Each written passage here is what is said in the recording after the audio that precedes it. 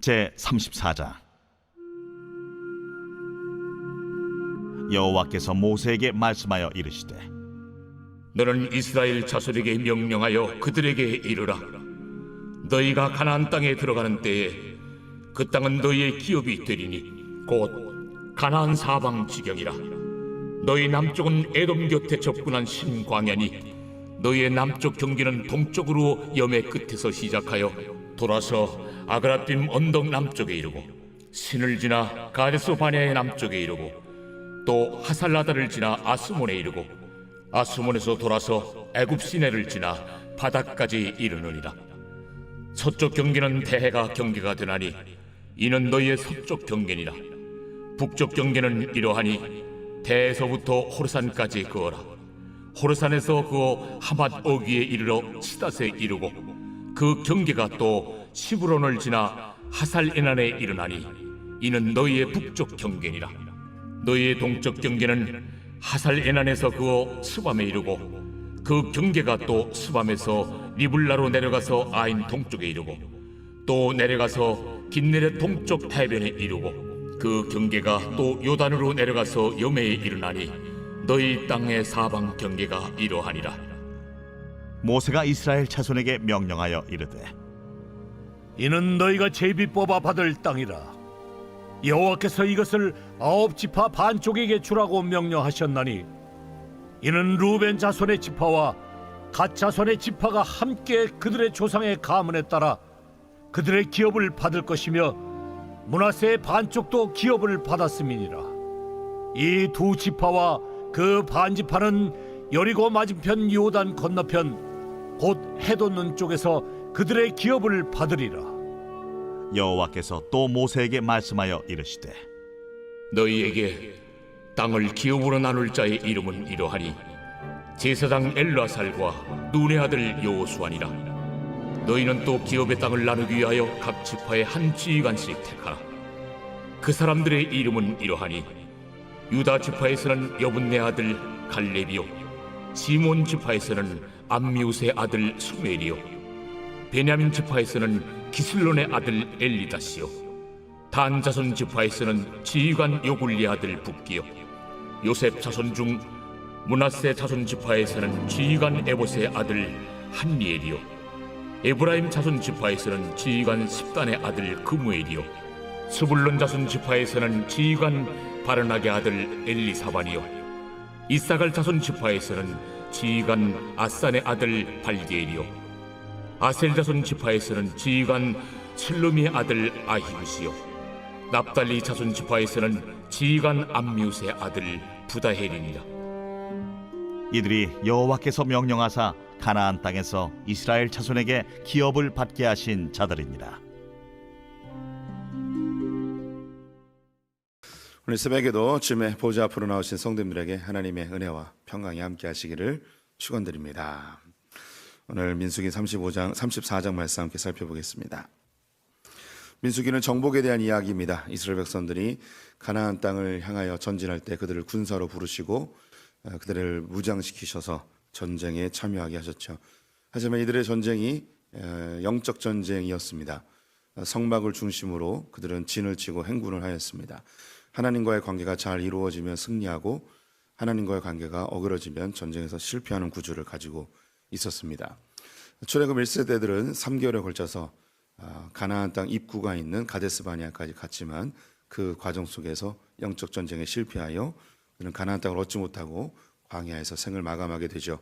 하나님은 새로운 세대 출애굽 2세대들을 데리고 가나안 땅으로 다시 데려가기로 작정을 하셨습니다. 그들 역시 실패하고 넘어지긴 하였지만 그들은 조금 발전된 모습을 보였습니다. 회개할 줄 알았고 그들의 문제가 생겼을 때 모세에게 중보를 요청하는 발전된 모습을 보였죠.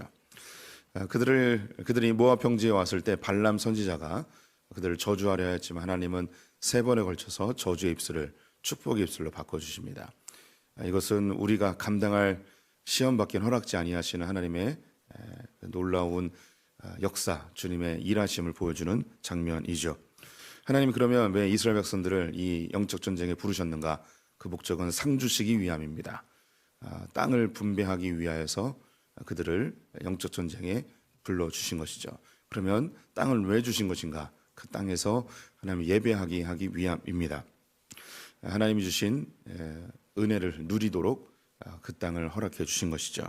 이것은 모든 크리스찬들에게 공통적으로 적용이 되는 것이죠. 우리를 하나님은 군사로 부르셨고 또 이 군사로 부른 이 전쟁은 영적 전쟁입니다. 그래서 우리에게 있는 삶의 영역들을 하나씩 하나씩 정복해 나가길 요구하고 계시는 거죠. 이걸 정복하지 못하면 우리는 풍성한 삶을 누리지 못합니다.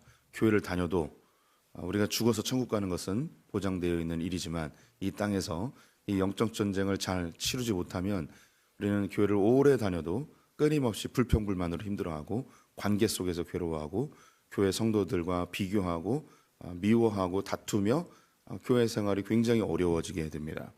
또 늘 두려움 속에 시달리게 되고 또 하나님의 명령에 순종하지 못하여서 죄책감에 시달리기도 하고 실제적인 경제적, 육체적 손해를 볼 때도 있습니다. 또 자신 안에 정의감과 동정심의 문제로 늘 분노해 있고 그리고 사람들을 대할 때 하나님의 지도를 받지 않고 자기의 동정심으로 행동했다가 큰 경제적 손실이나 혹은 마음의 상처를 받는 경우, 흔히 사람들에게 도와줬다가 배신당하는 경우, 그런 일들이 신앙생활 속에서 아주 비일비재하게 일어나게 되어 있습니다. 또 영적 두려움에 시달려서 내가 죄를 지면 애들이 다치지 않을까, 그리고 아이들의 문제가 생기면 내 죄 때문에 이런 일이 벌어진 것이 아닌가 하면서 이 죄에 끌려다니는, 망하는 것에 끌려다니는 삶을 살게 됩니다. 내가 신앙생활 좀 잘못하면 하나님 망하게 하시면 어떡하나, 이런 두려움에 휩싸이게 되는 것이죠. 일이 좀 잘 되면 교만해지기도 하고, 일이 좀 안 되면 침눈에 빠지기도 하는, 그래서 인생이 굴곡이 아주 심해지는, 평화를 누리지 못하고 기쁨을 누리지 못하는, 즉 하나님 나라를 전혀 누리지 못하는 신앙생활을 할 수 있는 가능성이 많이 있습니다.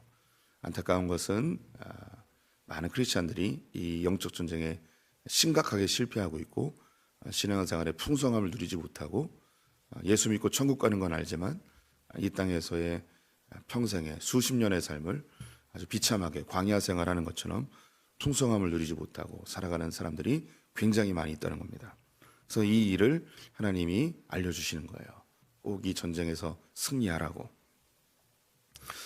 이 이스라엘의 영적 전쟁은 우리 모든 크리스찬에게 해당되고 또 인류 역사에 하나님 나라를 이루시는 장면까지 연결이 되어지죠. 그런데 이렇게 이스라엘 백성들이 광야에서 영적 전쟁하는 것이 그러면 영적 전쟁의 끝인가? 끝이 절대 아닙니다. 이것은 사실 내면 안에 있는 영적 전쟁이라면 이제 세상과 싸워야 되는 영적 전쟁이 남아 있습니다. 제가 말씀을 드린 몇 가지가 있는데요. 우리가 영적 전쟁하면 귀신하고 싸우는 게 먼저 떠오르게 될 텐데, 영적 전쟁의 영역은 크게 세 가지로 나뉘어져 있습니다. 첫 번째는 성도님들이 가장 쉽게 느낄 수 있는 귀신과의 대결이죠. 이것을 죄와 싸우는 것이라고도 이야기할 수 있겠습니다. 이 부분은 우리 성도님들이 예수님에 의해서 애굽에서 건진받았듯이 죄로부터 건진을 받았습니다. 그래서 이 죄와 싸우는, 육체의 정욕과 싸우는 이 일들을 해 오셨습니다. 지금도 하는 영역도 있겠죠. 그리고 실제로 이제 귀신과 맞닥뜨려 싸워야 되는 부분들도 있고, 가정 내에 귀신이 쌓아놓은 그 죄의 잔재들과 싸우는 분들이 여전히 있으실 것입니다. 이게 첫 번째 영역입니다. 그런데 사실 성도님들이 귀신과 직접 능력 대결하는 일은 거의 없습니다. 혹 인생 가운데 한두 번 만날 수 있을까? 이 부분은 너무 그렇게 신경 쓰지 않으셔도 되는 부분입니다. 두 번째는 이제 마음이죠. 우리 마음 안에서 영적 전쟁이 계속 일어납니다. 이 민수기에 나와 있는 내용들이 다 이제 마음 안에서 싸우는 겁니다. 그럼 여기서 끝나는 게 아니고 이제 다른 한 가지의 영적 전쟁 영역이 있습니다. 이것은 세상입니다. 이것을 가치관, 문화 이렇게 표현할 수도 있고요. 에베소서 6장에 있는 우리의 싸움은 혈과 육에 대한 것이 아니고 세상의 통치자들과 권세자들과 세상의 어둠의 주관자들, 그리고 악한 영이 있는데 바로 이 통치자들, 권세자들, 세상의 어둠의 주관자들, 이것이 우리가 또한 싸워야 될 영역들이죠. 그래서 이스라엘 백성들이 가나안 땅에 들어가면 편안하게 사는가? 그게 아니고 그 땅을 정복해야 됩니다. 그 땅에 있는 이방 족속들을 몰아내야 되는 거죠. 7 족속들을 몰아내야 됩니다. 이것은 내면적인 우리의 과거의 상처나 아픔, 죄성들 이런 것을 몰아내는 것일 수도 있고요. 더불어 우리 이 대한민국 땅 가운데 우리 성도님들 가정 가운데 직장 가운데 있는 잘못된 가치관들, 문화들, 악습들, 죄악들 이런 것들을 몰아내는 작업이 될 수도 있습니다. 또 그곳에 있는 우상들을 다 제거해야 되죠. 우리 안에 하나님보다 높아진 우상들, 이 땅에 영향받은 것들을 제거해야 됩니다. 돈이 될 수도 있고 명예, 대학, 직장, 가정, 자녀, 하나님보다 높아진 모든 것들을 이 마음에서 제거해야 되는 작업이 필요합니다. 더불어 이 세상에 우상되어진 것들을 제거해야 되는 거죠. 우리 믿음의 선배들은 제사라는 우상을 잘 정리했습니다. 또 조상 숭배도 제거하고 또 여러 미신들을 교회는 제거해 나왔습니다. 아주 훌륭한 작업들이죠. 또 더불어서 오늘날 우리에게 우상이 될 수 있는 것은 이 세상의 물질주의들 그리고 여러 쾌락들 수많은 것들이 우리의 우상이 될 수 있습니다. 이런 것들을 제거해 나가야 됩니다. 그리고 그 땅에 있는 산당들도 다 제거해야 되는데요. 어제 말씀드렸듯이 산당과 성전의 가장 큰 차이점, 법궤가 있느냐 없느냐. 산당의 예배는 그 절차나 제물이나 찬송이나 심지어 제사장들까지 그곳에 있었습니다. 다 똑같습니다. 그런데 차이가 법궤가 있느냐 없느냐. 법궤는 하나님의 말씀이죠. 십계명이 들어있는 돌판이기 때문에 법궤입니다. 하나님의 법을 알려주는 거죠. 그래서 이 예배를 열심히 드리지만 하나님의 말씀대로 하나님의 뜻대로 살려 하지 않는 이런 것들 다 제거해야 되는데 이 세상에 하나님의 뜻대로 하지 않는 하나님의 질서대로 운영되지 않는 것들을 하나님의 질서대로 바꿔나가야 되는 것이 또한 우리 크리스천들의 삶입니다. 그래서 각 영역마다 이것을 점령해 나가야 되는 거죠. 이것을 이제 문화 전쟁이라고도 이야기하고요. 또 우리 성도님들이 각자의 삶에서 지금 하고 있는 작업들입니다. 우리가 인지하지 못하더라도 교회를 다니면 자연스럽게 성경적 가치관이 심겨지면서 이 세상적 가치관과 충돌하며 성도님들이 이것을 해나가고 있습니다. 이것을 포기하지 말고 진행해야 되는 거죠. 오늘 본문에는 바로 그 가나안 땅의 경계를 이야기해 주고 있습니다. 가나안 땅의 경계는 우리 성도님들이 싸워야 될 지역, 싸워야 될 영역들을 언급하고 있는 것이죠. 이스라엘 땅은 하나님이 그 구역을 정확하게 그려주셨습니다. 동쪽으로는 사해를 경계선으로 하고요. 그리고 남쪽으로는 가데스바네아, 그리고 애굽의 변방, 그리고 서쪽으로는 지중해 연안을 따라서 가고요. 북쪽으로는 하맛 어기까지 갑니다. 하맛 어기는 이 유브라테스강 근처인데요. 여기까지 올라가고 다시 갈릴리 지역으로 내려오게 됩니다. 이것이 이스라엘에게 허락되어진 땅입니다. 이 땅이 그렇게 넓지는 않습니다. 강원도보다 조금 더 크고요. 경상북도보다는 조금 작습니다. 이 땅이 그들에게 주어진 경계였습니다. 그들이 아무리 힘이 세도 이 경계를 넘어가면 안 됩니다. 그리고 아무리 힘이 약해도 포기하지 않고 반드시 되찾아야 될 영역이죠. 하나님은 이스라엘 백성들을 세계 정복으로 부르지 않으셨습니다. 그들에게 주어진 영역, 그들에게 주어진 경계만 잘 맡고 있으라는 거죠. 좀 더 나아가서 그들에게는 지파별로, 가문별로 자신들에게 주어진 땅이 있었습니다.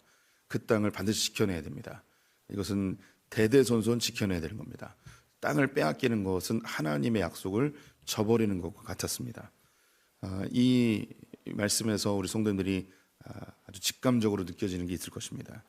우리는 모두 영적 전쟁에 부름받았고 이제 세상으로 나아가서 영적 전쟁을 해야 됩니다. 이 세상이 모든 세상을 우리에게 다 바꾸라는 게 아닙니다. 우리 성도님들에게 주어진 삶의 영역들이 있습니다. 그 영역들을 하나님의 뜻대로 하나님의 말씀대로 바꿔나가야 되는 거죠. 이제 민수기가 끝나면 신명기를 보게 될 텐데 신명기의 내용은 뭐냐면 우리에게 주어진 그 땅을 어떻게 다스리며 살아가는가입니다. 그래서 이제 다음 주는 제가 참 다른데 외부 활동이 있어서 못 오고 다다음 주부터 신명기를 보시게 될 텐데 신명기를 통해서 우리의 삶을, 우리의 직장을, 우리의 가정을 이렇게 다스리는 거구나, 이렇게 통치하는 거구나라는 것을 함께 보시게 될 것입니다.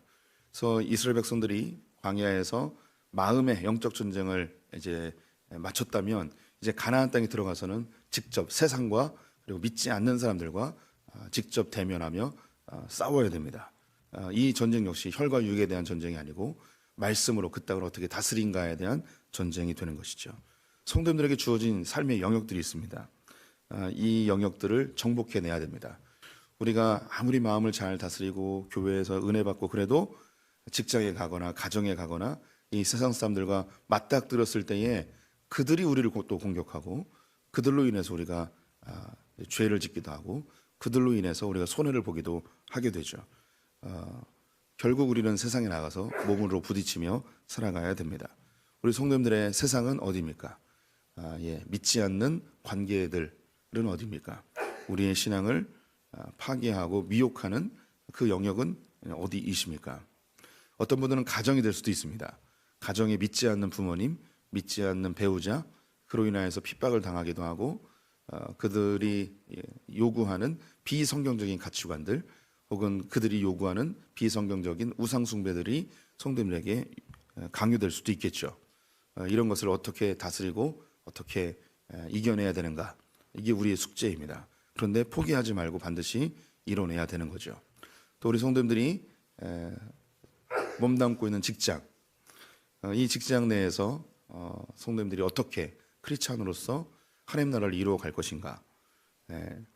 지금 많이 좀 개선됐다고 하겠지만 사회 곳곳에 있는 여전히 부정부패들, 그리고 나보다 위에 있는 상관들이 나에게 요구하는 분명히 이제 죄악인데 이 죄악을 내가 해야 되는가 말아야 되는가, 이것을 하게 되면 양심의 가책이 느껴지고 하지 않으면 직장에서 찍히거나 혹은 직장을 잃을 수도 있는 상황이 되고, 또 우리가 이익 앞에서 내가 조금 눈을 감고 이 부정을 했을 때는 많은 이익이 오게 되고, 이것을 하지만 내 마음에 죄책감이 있고 또 안 하자니 또 경제적인 손해가 또 막대하고, 이런 갈등 속에서 하나님의 나라를 이제 만들어 가야 되는 거죠.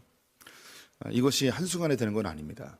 우리 성도님들이 흔히 이제 선진국이라고 이야기하는 서방 사회들을 보게 되면 그들은 기독교의 역사가 길게는 2000년, 짧게는 1000년 이상이 진행이 됩니다. 그 가운데 믿음의 사람들이 그 나라를 정결하게 그리고 정직하게 만들기 위해서 수없이 노력한 결과가 지금의 소위 선진국이라고 이야기하는 그 나라들이죠. 우리나라는 기독교가 들어온 지 이제 150여 년 됐습니다. 그런데 여전히 이 세상에 남아있는 수많은 악의 잔재들이 많이 있죠.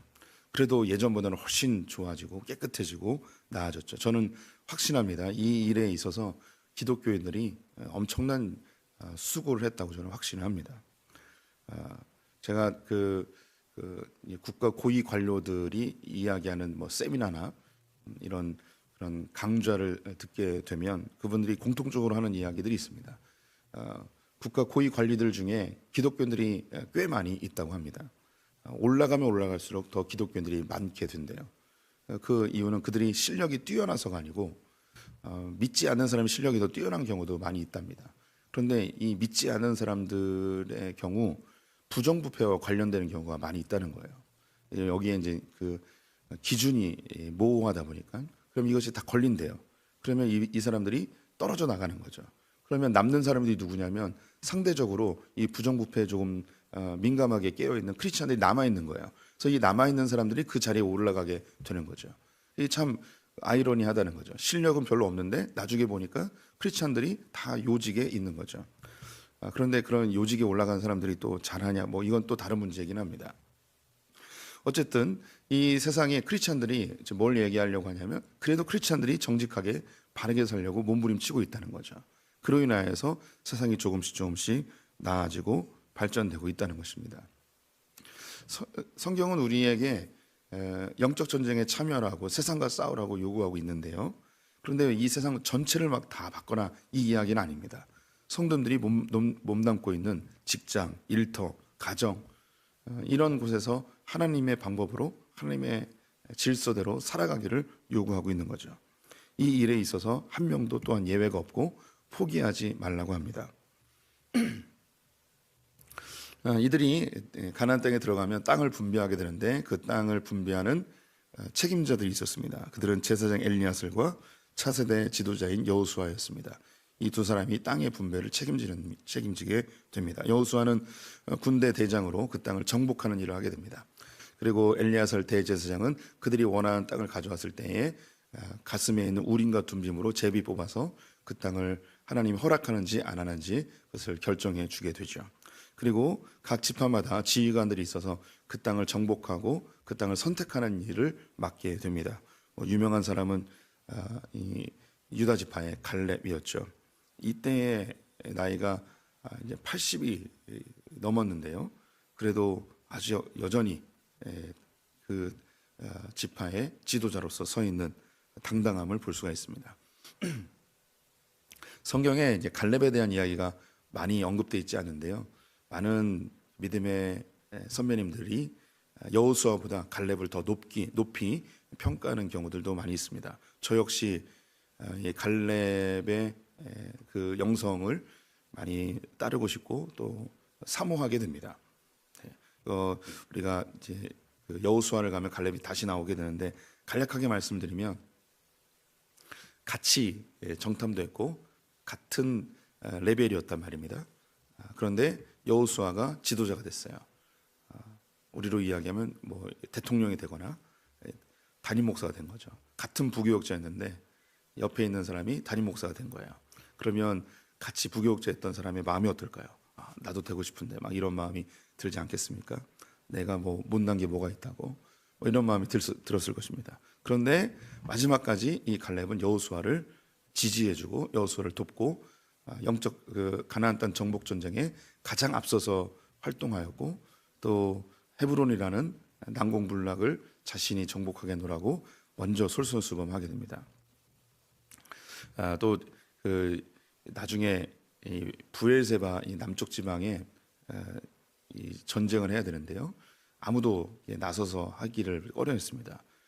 하나 내건 게 뭐냐면 이 전쟁에서 승리하는 사람은 내 딸을 선물로 주겠다라고 해서 우사라는 사람이 온니엘이 이 전쟁에서 승리하고 돌아오죠. 그리고 딸에게 딸을 줘요. 그런데 되게 웃긴 게 뭐냐면 맨 밑에 부엘세바가 있는데 여기는 정말 완전 사막이거든요. 딸하고 사위를 그쪽 땅을 줘버립니다. 너 여기 가서 살으라고. 그래서 딸이 막 열받아요. 왜 나를 이곳에 보내느냐. 그러면서 이곳을 보내려면 우물을 나에게 달라고. 그래 그럼 우물 주겠다면서 남쪽 지방에 내려가서 살게 합니다. 그 이유가 뭐냐면 싸움 제일 잘하는 사람을 자기의 사위로 삼아서 남쪽 지방에서 올라오는 이방 세력들을 막아내기 위해 그곳으로 이제 딱 보내버리죠. 갈렙을 살펴보면 참 멋진 그런 신앙이 있는 것 같습니다. 나중에 또 뭐 자세히 또 보도록 하고요. 오늘 이 본문에서 이 정복 전쟁에 앞장서는 사람이 여호수아였습니다. 우리가 그 영적 전쟁에 참여할 때 우리의 군대 대장이 누구신가? 예수 그리스도이시죠. 그분은 우리에게 새로운 명령을 내려주셨습니다. 그 명령이 뭐냐면 땅끝까지 이르러 내 증인이 되라. 땅끝 모든 이 세상을 하나님의 말씀과 하나님의 질서로 다스리는 그런 나라를 만들고 싶어 하는 거죠. 그리고 각 지파로 나뉘어서 그 땅을 정복하게 합니다. 그래서 전 세계 교회들의 머리가 되셔서 각 교회들마다 그 영역의 그 나라의 그 민족의 그 언어의 모든 족속과 방언의 그 교회들을 세우시고 군대 대장 되셔서 그것을 다스리며 통치하며 그곳에 영적 지도자들 또 목회자들 사역자들을 세워서 그 땅을 지금도 하나씩 정복해 나가고 계십니다. 이 전쟁이 언제 끝나는가? 예수님이 다시 오실 때에 모든 세상이 새하늘과 새 땅이 되고 하나님의 통치와 다스림을 받는 그런 나라가 될 것이라고 약속하고 있죠. 우리 성도님들이 마음의 전쟁, 마음 안에 있는 영적 전쟁을 이겨내셔야 됩니다. 내 안에 하나님 나라를 먼저 이루어야 됩니다. 그리고 우리 공동체 안에 하나님 나라를 이루어야 되는 거죠. 그럼 여기서 끝나는가? 절대 끝나지 않습니다. 저는 마음의 평안을 얻었습니다. 저는 하나님 나라를 누립니다. 혹은 우리 성도님들 안에 교회 공동체 안에 우리 교회는 너무 이곳이 천국 같습니다. 너무 기쁩니다. 여기서 이제 끝나면 안 되는 거죠. 이제 우리가 진짜 싸워야 될, 치열하게 싸워야 될 삶의 현장으로 나가야 되는 거죠. 그래서 교회 생활 다르고 직장 생활 다르고 이게 아니고 교회에서 받은 은혜, 하나님으로부터 받은 영적 무장을 가지고 우리의 직장으로, 가정으로, 일터로 그것을 확장해 나가야 하는 것입니다. 우리 성도님들 또 막 신명기가 기대되지 않습니까? 우리가 어떻게 이 세상을 통치하고 다스려야 되는지 또 신명기를 통해서 보고요. 이제 민수기 이제 2장 남았습니다. 그동안 열심히 잘 달려오셨습니다. 저는 오늘 간현 유원지로 다녀오도록 하겠습니다. 즐거운 하루 되시길 바라고 기도하겠습니다.